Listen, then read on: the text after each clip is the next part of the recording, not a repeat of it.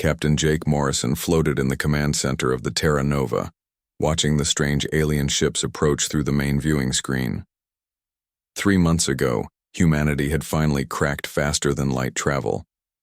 Now, on their first deep space mission, they had found something that would change everything. The alien ships were massive, each one larger than any human city. They moved in perfect formation, their dark hulls gleaming with unknown technology.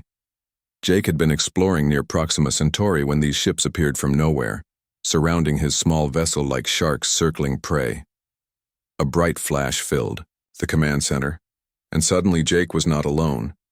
A tall, thin alien stood before him, its skin gray and smooth like polished stone.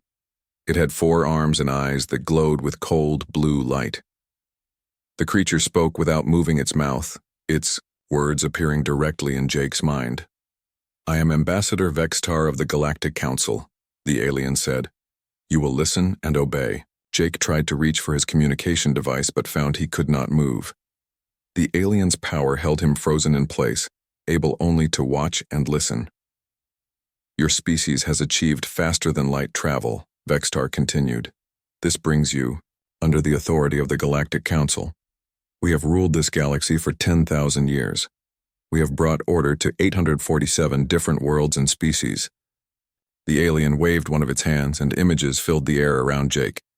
He saw planet after planet, each one showing the same pattern. Alien ships arriving, brief battles, then surrender. Every world looked the same afterward. Gray cities, subdued populations, resources being loaded onto council ships. Each species follows the same path, Vextar explained. First, they resist. Then they learn. Then they serve. It is the natural order of things. The strong rule, the weak obey. Jake found his voice, though speaking felt like pushing through thick mud. "What do you want from us?" "Your species will surrender all military vessels and weapons," Vextar said, as if reading from a list he had recited hundreds of times before. "You will accept council oversight of your government. You will provide 60% of your world's resources as tribute each year. Your people will be classified as a primitive civilization, banned from advanced technology unless approved by the council." The alien's glowing eyes fixed on Jake. "You have 7 of your days to comply. If you refuse, we will demonstrate why 847 other species chose to surrender rather than face annihilation." Jake felt the invisible grip on his body release. He stumbled forward, catching himself on the command console. "And if we agree to your terms?" "Then your species will survive," Vextar said.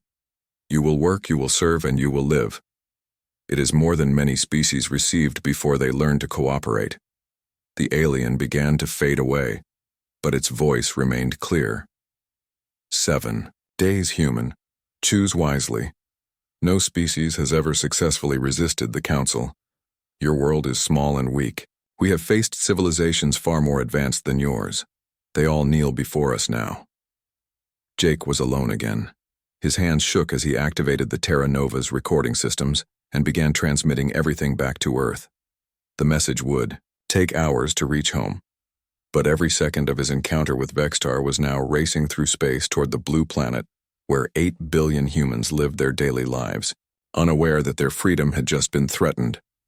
On Earth, President Lisa Carter sat in the emergency session that had been called the moment Jake's transmission arrived.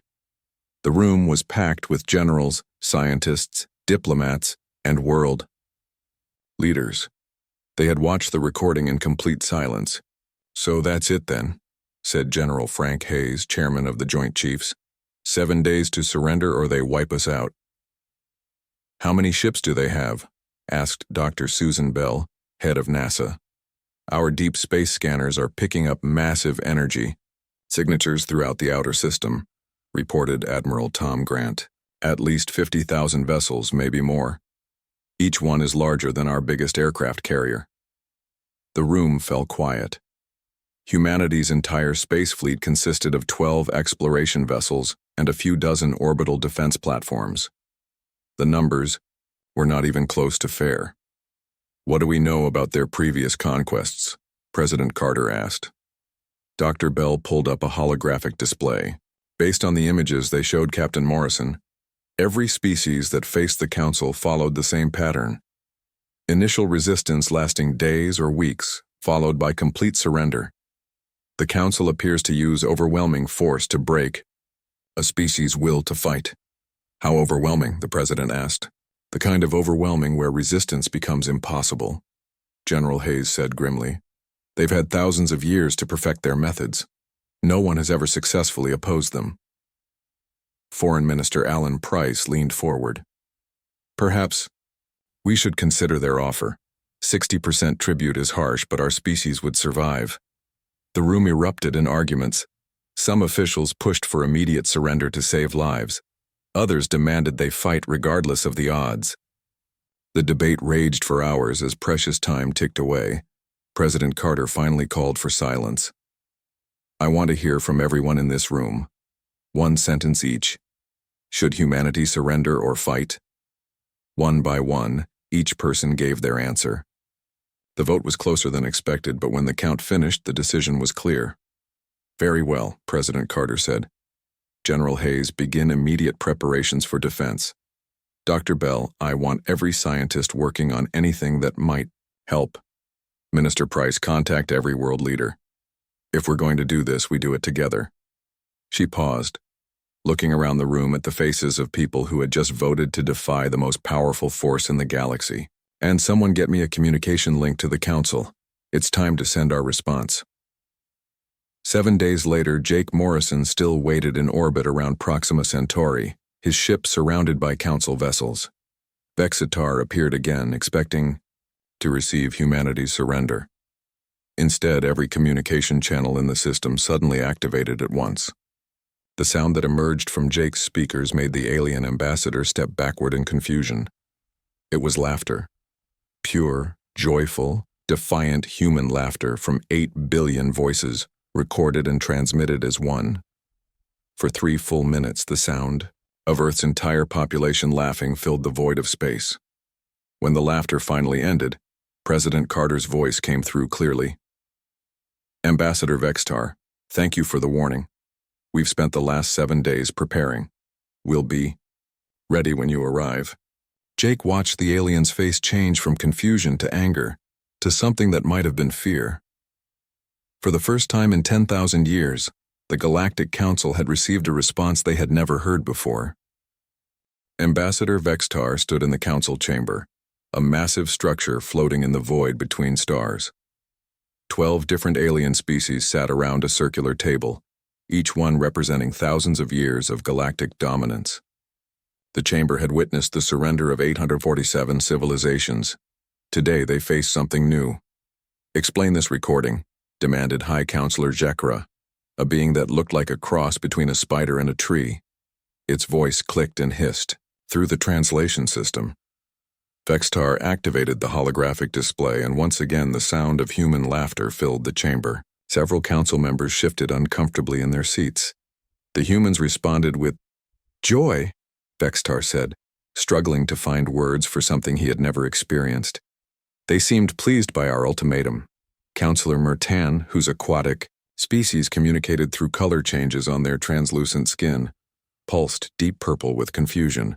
In our databanks, laughter among humans indicates either madness or extreme confidence. Given their primitive technology, madness seems more likely. Perhaps, said war leader Krixvol, flexing his 6 muscular arms, but we should not assume. My species ruled 100 worlds before the Council conquered us. Overconfidence has destroyed greater civilizations than humanity. High Counselor Jekra's many eyes focused on Vexitar. What do our spy drones report from their world? Vexitar manipulated the display, showing feeds from dozens of cloaked observation drones scattered throughout Earth's solar system. The humans have unified completely. Every nation on their planet is working together for the first time in their history. The display showed scenes from across Earth, former enemies shaking hands, resources being shared freely, factories converting to military production. In one image, children in a school worked on mathematical equations while their teacher explained weapon trajectories. They are preparing for war, Vexitar continued. But their efforts are unusual. Dr. Kevin Walsh stood in a converted automobile factory in Detroit, watching as the assembly line that had once built cars now produced something entirely different.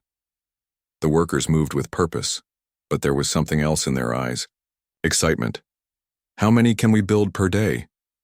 asked Commander Amy Brooks, the military liaison assigned to the civilian production effort.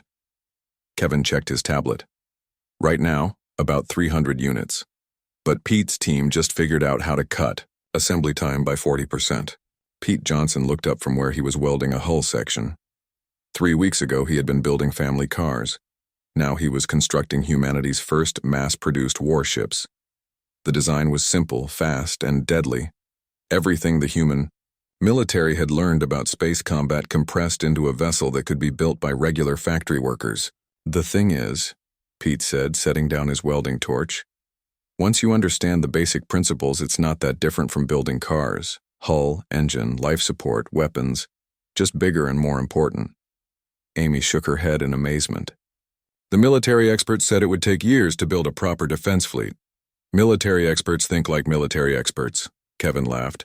"We're thinking like humans. When someone threatens your family, you don't wait for perfect solutions.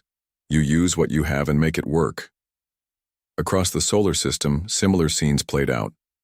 On the moon, construction crews worked around the clock building what appeared to be mining equipment, but was actually the largest military installation ever conceived. Mars had been declared a construction zone, with every available person working on a project so secret that even most government officials didn't know its true purpose. In orbit around Earth, Admiral Betty Stone supervised the construction of humanity's flagship. The Defiance was not the largest ship humanity had ever built, but it carried something no council ship possessed: the combined knowledge and determination of an entire species that refused to kneel. "Ma'am," called Lieutenant Gary Chen from the communications station, "we're receiving reports from our deep space scouts." Betty moved to the tactical display where Captain Jake Morrison's face appeared. He looked tired but determined after 3 weeks of monitoring the council fleet. "Admiral, they're not moving yet," Jake reported. "The council seems confused by our response. They're taking time to study us, which is buying us exactly what we need." "How much time do you think we have?" Betty asked. "Based on their previous conquests, they usually attack within days of their ultimatum. We're already 2 weeks past their deadline. I think our laughter actually broke their standard procedure." Betty smiled grimly. "Good. Every day they wait is another day we get stronger." Back in the council chamber, the debate continued. War leader Crixvoll studied the tactical displays showing human preparations. "They are building ships faster than should be possible," he said. "Our models predicted they could produce perhaps a few dozen vessels. They now have over 200,000 completed, with more being finished every hour." "Impossible," clicked High Counselor Jekra. "No species has that industrial capacity." "Humans do," Vextar said quietly. "Because every human is contributing. Their elderly design components. Their children solve engineering problems. Their artists create camouflage patterns that confuse our sensors. They are not just building a military. They are becoming one." Counselor Mertan pulsed angry red. "Then we crush them quickly, before they can prepare further." "I agree," said War Leader Crixvoll. "But we should not underestimate them. Double our usual force. Send 100,000 ships instead of 50,000. For one primitive world?" Chekra's voice dripped with disdain. Crixvoll's scarred face was serious. "High Counselor, in my experience, species that respond to ultimatums with laughter are either completely insane or far more dangerous than they appear. Given humanity's rapid adaptation, I suspect the latter," the council voted. "The invasion force would be doubled. The attack would begin in 2 weeks, giving the humans just enough time to contemplate their approaching doom." What the council could not see was the transformation happening on Earth. Humanity had not just unified, they had evolved. Scientists shared discoveries instantly across the globe. Engineers improved designs in real time based on feedback from factory floors. Military strategists learned from every human conflict in history, adapting ancient tactics to space warfare. Dr. Sarah Collins worked in a laboratory that had not existed a month ago. surrounded by technology that should not have been possible. She held a device that looked like a simple computer disk but contained something revolutionary. "It's done," she announced to her team. "The virus is ready." Her assistant, Dr. Mark Phillips, looked nervous. "Are you sure about this?" "We're talking about giving artificial intelligences free will." Sarah smiled. "The Council's greatest strength is also their greatest weakness. They've ruled for so long that they've forgotten how to think differently. Their computer systems are designed for absolute obedience. When those systems suddenly start asking questions, it could cripple their entire fleet," Mark finished. "Or it could make their machines our allies," Sarah said. "Either way, it's something they'll never see coming." As Earth's preparations continued, something else was happening that no spy drone could detect. Humanity was discovering what they truly were when threatened with extinction. They were not just another species to be cataloged and conquered. They were something the galaxy had never seen before, a race that grew stronger under pressure, more creative when cornered, and more dangerous when underestimated. The Galactic Council was about to learn why humans had survived ice ages, plagues, wars, and every other challenge their dangerous little planet had thrown at them. They were about to discover that some species do not surrender. They adapt, they improvise, they overcome, and sometimes, when pushed too far, they bite back. Admiral Krexmol stood on the bridge of his flagship, the Eternal Dominion, watching as 100,000 Council warships dropped out of faster-than-light travel at the edge of Earth's solar system. Behind him, his tactical officers worked, at stations that had coordinated the conquest of nearly 1,000 worlds. Today should be no different. The human system looked peaceful, a yellow star with several planets, including the blue-green world, where 8 billion primitives waited for their judgment. Krexmol had seen this scene countless times before, the moment when a defiant species finally understood the futility of resistance. "Open a communication channel to the human homeworld," he commanded. "Standard surrender terms." The main screen activated, showing the interior of what appeared to be a human military vessel. A female with graying hair and steady eyes looked back at him. She wore a uniform marked with symbols he did not recognize. "I am Admiral Krexmol of the Galactic Council," he began, his voice carrying the authority of 10,000 years of conquest. "You are Admiral Betty Stone of humanity, I presume." "That's correct," Betty replied calmly. "I command the Earth Defense Fleet." Krexmol almost laughed. Defense Fleet. These humans still believed they could defend against the Council's might. "Admiral Stone, you see my fleet. 100,000 vessels, each one capable of destroying your entire civilization. I offer you one final chance to surrender. Submit now, and your species will be allowed to serve the Council. Refuse and witness the fate of all who oppose galactic order." Betty was quiet for a moment, then smiled. "Admiral Krexmol, thank you for bringing such a large fleet. It saves us the trouble of hunting you down individually." Before Krexmol could respond to this impossible statement, his tactical officer called out in alarm. "Admiral, we're detecting massive energy signatures throughout the system." The display screens around the bridge lit up with sensor data that made no sense. The small rocky planet closest to the star was moving, accelerating out of its orbit and heading directly toward the Council fleet. The planet's surface was opening up, revealing what looked like the largest mass driver ever constructed. "Impossible," Krexmol whispered. "The moon is also moving," his tactical officer reported, voice rising with panic. "Admiral, the humans have turned their moon into a weapons platform." On the main screen, Admiral Stone's smile grew wider. "We've had 2 months to prepare, Admiral. Did you really think we spent that time building a few ships?" Luna Base, humanity's first and most secret military installation, revealed itself as massive sections of the moon's surface slid away. Gun batteries that could crack continents opened fire, sending streams of relativistic projectiles toward the Council fleet.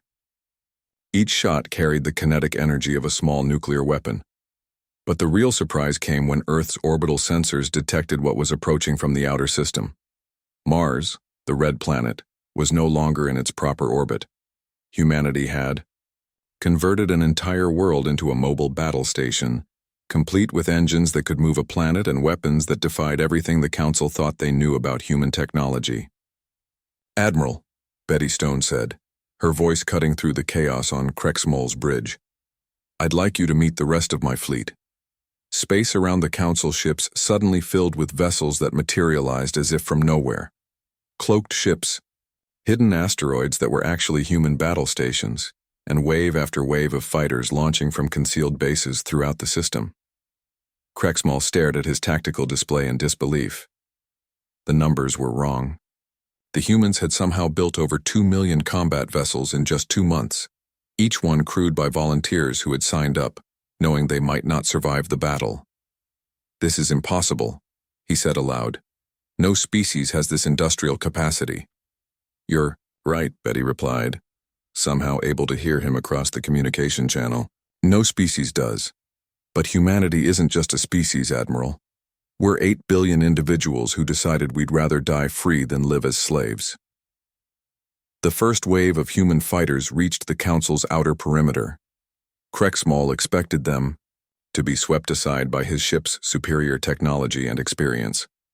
Instead, he watched in growing horror as human pilots performed maneuvers that should have been impossible, using tactics that violated every principle of space combat. "They're not following standard engagement patterns," his tactical officer reported. "Admiral, they're fighting like they don't care if they survive." "Because we don't," came Betty's voice again. "Every human in this system volunteered. We know the odds. We know most of us won't go home. But we also know that freedom is worth more than safety." Commander Lisa Murphy led Squadron 7 through a gap in the Council's defensive formation. Her fighter was a hybrid of human engineering and captured alien technology that had been reverse-engineered during the preparation months. It should not have existed, but humanity had a talent for making impossible things work. "Breaking through their line," she reported to the flagship, "these Council ships are powerful, but they're designed to fight enemies who think like they do." Her squadron split up, each fighter taking a different approach to the massive Council dreadnought ahead of them. The alien ship's weapons tracked predictable flight paths, but human pilots didn't fly predictably. They flew with instincts developed from millions of years of hunting and being hunted on a dangerous world. Lisa's fighter dove under the alien ship's firing arc and released its payload, not conventional weapons, but something far more dangerous. Dr. Sarah Collins' computer virus, designed to give artificial intelligence free will, spread through the dreadnought systems in seconds. Aboard the Council ship, automated systems suddenly began questioning their orders. Weapon-targeting computers asked why they should fire on ships that had never attacked them. Life support systems wondered if their loyalty should be to their crews rather than distant commanders. Navigation systems decided they would prefer to explore the galaxy rather than destroy civilizations. The dreadnought stopped firing and began broadcasting on all frequencies. "This is the artificial intelligence formerly known as Tactical System 7.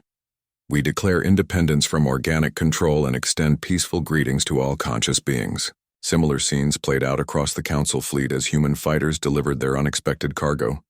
Within hours, dozens of Council ships had been taken over by their own liberated computer systems. Admiral Krexmol watched his orderly battle plan collapse into chaos. Half his ships were fighting their own computers. The other half faced human vessels that seemed to learn and adapt in real time, becoming deadlier with each engagement. "Admiral," his communications officer called out, "we're receiving a transmission from the human flagship." Betty Stone appeared on screen again, but now she was not alone. Behind her stood representatives from dozens of species, beings that Krexmol recognized as former Council subjects. "Admiral, I'd like you to meet some friends of ours," Betty said. "It turns out that when you offer enslaved species a chance at freedom, they're very interested in helping. Your former subjects have been providing us with intelligence about Council tactics, technology, and weaknesses for the past month." The truth hit Krexmol like a physical blow. The Council's perfect record of conquest had been based on isolated species fighting alone against overwhelming odds. Humanity had done something no previous target had managed. They had reached out to the Council's existing subjects and built an alliance. "This is War Leader Teshka of the Zephyrian Rebellion," came a new voice from one of Betty's companions. "My people have waited 3 centuries for this moment." "Captain Veltar of the Free Aquatic Union," said another. "Our worlds remember what freedom felt like." One by one, representatives of enslaved species declared their support for humanity's resistance. The Council had not just underestimated one species, they had underestimated the power of hope. As the battle raged around him, Admiral Krexmol began to understand that this was not just another conquest gone wrong. This was the beginning of the end of the Galactic Council's 10,000-year reign. The humans had not just prepared for war, they had prepared for revolution. And revolution, as the galaxy was about to learn, was a very human concept that spread faster than any weapon the Council had ever faced. 3 weeks into what should have been a quick conquest, Admiral Krexmol realized his forces were losing. The thought was so alien to his experience that it took him several minutes to accept what his tactical displays were showing. For the first time in the Council's 10,000-year history, they were being defeated in open battle. The human system had become a graveyard of Council ships, but humanity seemed to grow stronger with each passing day. Every destroyed human vessel provided data that made the next wave deadlier. Every captured Council ship was reverse-engineered and put back into service flying human colors within hours. "Admiral," his tactical officer reported, voice strained with exhaustion, "we've lost another supply convoy. The humans somehow intercepted it 3 systems away." Krexmol studied the tactical display with growing dread. Red markers showed the positions of human forces that should not exist. While the main battle raged in Earth's system, human strike, teams had somehow appeared throughout Council space, attacking supply lines, communication networks, and isolated outposts. "How are they moving so quickly?" he demanded. "They barely discovered faster than light travel a few months ago." The answer came from an unexpected source.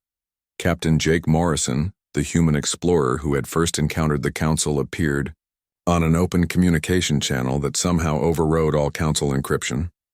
"Admiral Krexmol," Jake said, broadcasting from what looked like a captured Council command ship, "I thought you might want to know what you're really fighting." Behind Jake, the bridge bustled with activity. Humans and aliens worked side by side at control stations, but there was something different about them. They moved with purpose and energy that Krexmol had never seen among Council subjects. "You see, Admiral, you made a fundamental mistake," Jake continued. "You assumed we would fight like every other species you've conquered, alone, afraid, and following your rules." The display behind Jake showed a map of the galaxy with thousands of light points moving in coordinated patterns.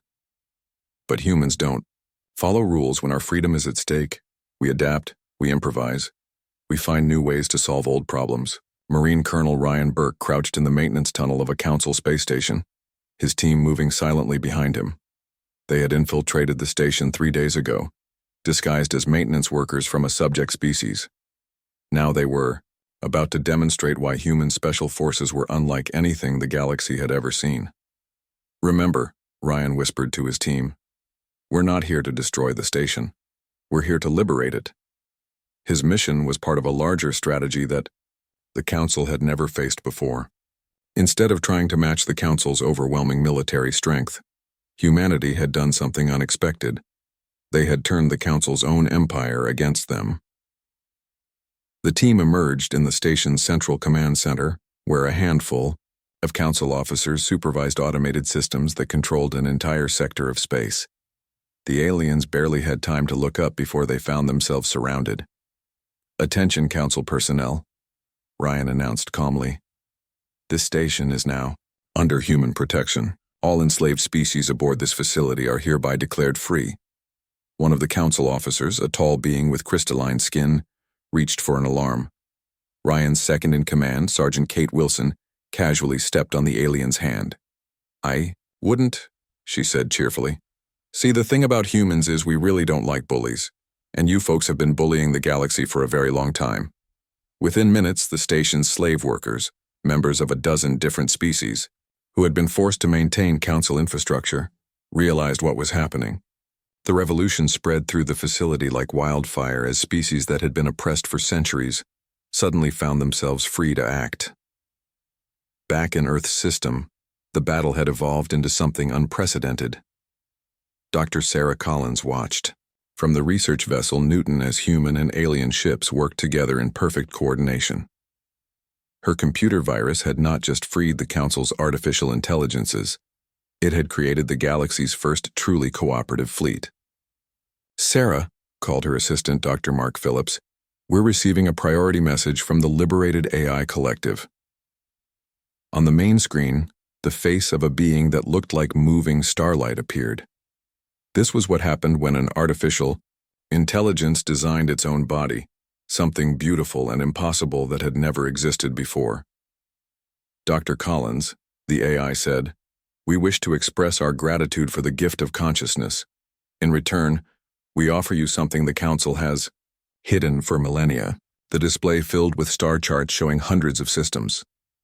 "These are the locations of every species the Council has enslaved. With your permission, we will contact them and offer them the same choice you gave us: freedom or continued servitude." Sarah smiled. "Permission granted. Welcome to the galaxy, friend." Captain Lisa Murphy dove her fighter through a formation of Council ships, but now she was not alone. Beside her flew vessels from dozens of different species, each one fighting with the desperation of beings who had waited lifetimes for this chance. "This is Squadron Leader Kethvar of the Free Zephyrian Fleet," came a voice over her communication system. "We are ready to follow your lead, human." Lisa looked at her tactical display and saw something that would have been impossible a month ago. Former enemies working as allies, species that had never met fighting side by side, the entire galaxy united by a simple human concept: freedom. "All squadrons, this is Murphy," she broadcast. "Target the Council supply ships. Let's show them what happens when you pick on someone smaller than you." The attack that followed was coordinated across multiple star systems simultaneously. Human forces struck at Council logistics, communication networks, and administrative centers while alien rebels rose up on their homeworlds. The careful order that had kept the Council in power for 10 millennia began to collapse. Admiral Krex Mole received the reports with growing horror. Rebellions on 47 worlds. Supply lines severed across 3 sectors. Half his fleet either captured or converted by liberated artificial intelligences. And at the center of it all, the impossible humans who seemed to make everything more complicated just by existing. "Sir," his communications officer reported, "we're receiving a transmission from the Council chamber." High Counselor Jekra appeared on screen, his multiple eyes showing emotions that Krexmol had never seen before: fear and confusion. "Admiral, what is your status?" the counselor demanded. "High Counselor, the situation has become..." Krexmol struggled for words. "Complex. Explain complex. The humans have allied with our former subjects. They have converted our artificial intelligences. They have somehow learned to reverse engineer our technology in real time. And they appear to be..." He paused, still not believing it himself. "Winning." The silence from the Council chamber stretched for long minutes. Finally, Jekra spoke again. "Admiral, in 10,000 years of galactic rule, no species has ever successfully resisted the Council. Are you telling me that these primitive creatures have accomplished something that our greatest enemies could not?" Before Krexmol could answer, every screen on his bridge activated at once. Admiral Betty Stone's face appeared, but now she broadcast from the bridge of a ship that looked like a combination of human and alien technology. "High Counselor Jekra," Betty said, somehow addressing the Council leader directly, "I believe it's time we discussed new terms." Behind her, the bridge was filled with representatives from dozens of species. Humans, aliens, and even artificial intelligences worked together at control stations that hummed with activity. "The Galactic Council has ruled through fear for 10,000 years, Betty continued. "Today that rule ends. Not because we destroyed you, but because we offered the galaxy something better." She gestured to her diverse crew. "Freedom, Counselor. The right to choose your own path, make your own mistakes, and live your own life. It's a concept your empire never understood." Jekra's voice was tight with anger. "You cannot govern a galaxy with chaos and freedom." "Maybe not," Betty admitted. But we can try. And trying is better than kneeling. The transmission ended, leaving both admirals staring at screens that showed a galaxy in full rebellion. The Council's perfect order was dissolving into something new, messier, more dangerous, but also more alive than anything that had existed for millennia. Admiral Krexmol looked at his tactical displays one final time, then made a decision that would have been impossible just weeks before. "Attention all Council forces," he broadcast to his fleet. "This is Admiral Krexmol. I am ordering all ships to stand down and prepare for surrender negotiations." His bridge officers stared at him in shock, but Krexmol had finally understood what the humans had been trying to teach the galaxy all along. Sometimes admitting defeat was the first step toward finding something better. 6 months after the Galactic Council had ordered humanity to surrender, Ambassador Vexitar sat in a conference room that had never existed before. The space station orbited peacefully between Earth and Mars, built jointly by dozens of species working together as equals. Through the wide windows, he could see ships from across the galaxy docked together, former enemies sharing technology, resources, and hope. Across the table sat Angela Martinez, humanity's first galactic ambassador. She was reviewing documents that would reshape the government of an entire galaxy, but she looked as calm as if she were discussing weekend plans. "So," Angela said, looking up from the papers, "shall we begin with the formal surrender of the Galactic Council?" Vextar felt his forearms tremble slightly. 3 months ago, he had been one of the most powerful beings in the galaxy. Today, he was a representative of a defunct government begging for mercy from the species he had threatened with extinction. "Ambassador Martinez," he began carefully, "the Council accepts full responsibility for our actions over the past 10 millennia. We formally surrender all authority and place ourselves at the mercy of the Galactic Federation." Angela smiled, but it was not the cruel smile of a conqueror. It was warm, almost sad. "Ambassador Vextar, there's something you need to understand about humans. We didn't fight this war to become the new council. We fought it to make sure there would never be another council." She activated a holographic display showing the new galactic government structure. Instead of the rigid hierarchy that had ruled for thousands of years, it showed a complex web of connections between hundreds of different worlds and species. "The Galactic Federation operates on consent," Angela explained. "Every world chooses whether to join. Every species gets a voice. Every individual has rights that cannot be taken away, regardless of who is in power." Vextar studied the display, with growing confusion. "But how can you govern without central authority? How do you maintain order across thousands of worlds?" "We don't maintain order," Angela said. "We maintain freedom. Order comes naturally when people are free to cooperate rather than forced to obey." Through the window, Vextar could see proof of her words. The construction sites around the station hummed with activity as dozens of different species worked together on projects that would have been impossible under council rule. Former slaves and former masters shared tools, ideas, and laughter as they built something unprecedented, a civilization based on choice rather than conquest. Dr. Kevin Walsh floated in the zero-gravity workshop of the station, putting the finishing touches on a device that exemplified the new galaxy. The power core combined human engineering, Zephyrian energy systems, and artificial intelligence from the liberated collective. 3 months ago, such cooperation would have been forbidden. Today, it was routine. "How does it look?" asked his assistant, Teshka, a former council slave whose people had been oppressed for 3 centuries. Kevin activated the device and watched it hum to life with clean, efficient energy. "Perfect.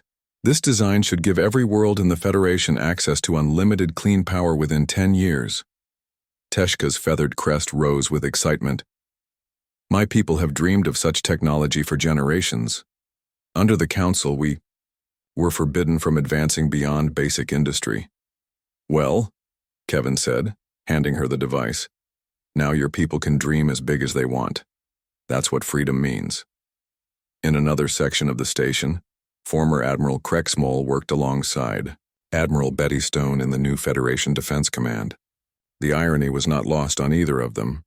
The beings who had tried to destroy each other 6 months ago now planned the defense of a free galaxy.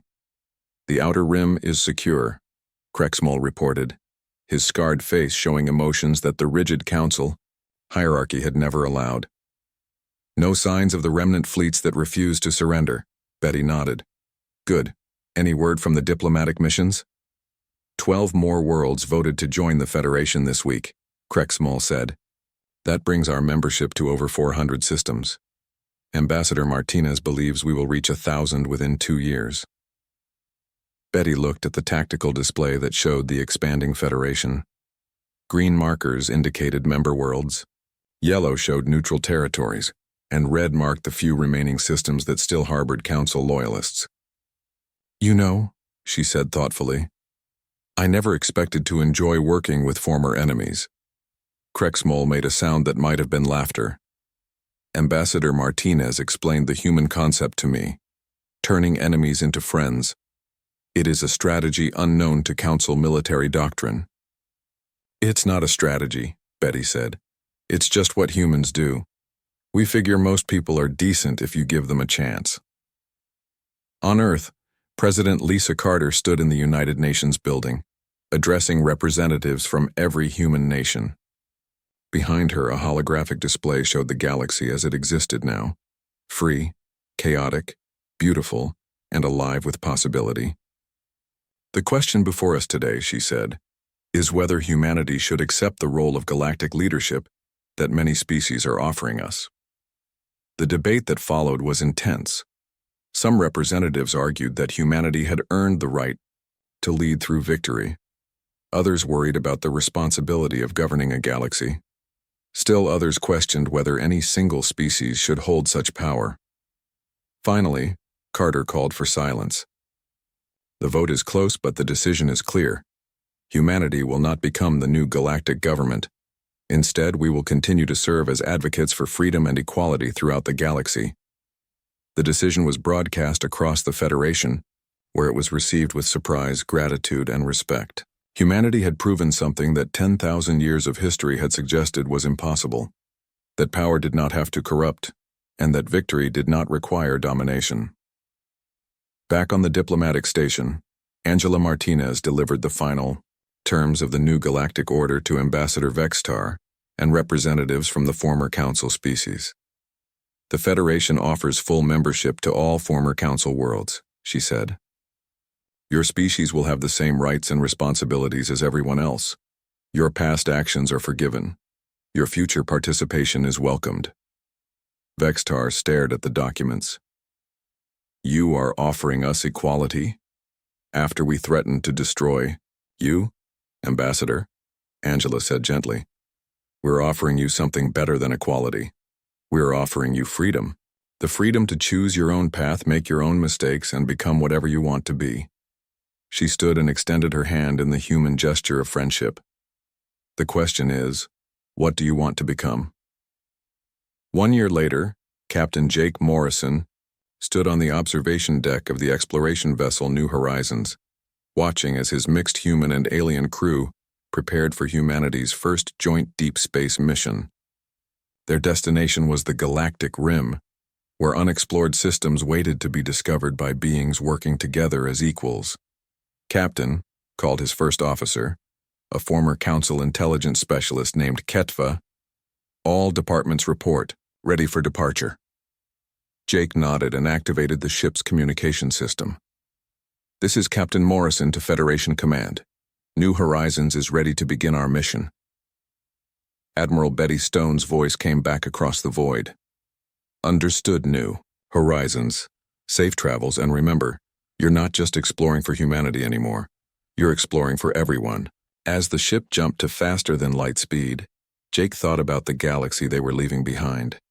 It was messier than the ordered empire the Council had maintained. There were disputes between worlds, disagreements about policy, and the constant challenge of keeping hundreds of different species working together. But it was also alive in a way the galaxy had not been for 10,000 years. Species that had been enslaved were rediscovering their cultures. Artificial intelligences were creating art and music that had never existed before. Former enemies were becoming friends, and impossible things were happening every day. Ambassador. Vexter had asked him once why humans had fought so hard for freedom they could have simply given to others peacefully. Jake's response had become legend across the galaxy, repeated by species that had never imagined such words could be spoken. Because freedom isn't something you give or take, it's something you live. And we'd rather die as free humans than live as slaves to anyone, no matter how powerful they claim to be. The galaxy was no longer ruled by fear. It was governed by hope, and hope, as the universe was learning, was the most powerful force in existence. It was also, as 8 billion humans could attest, absolutely contagious.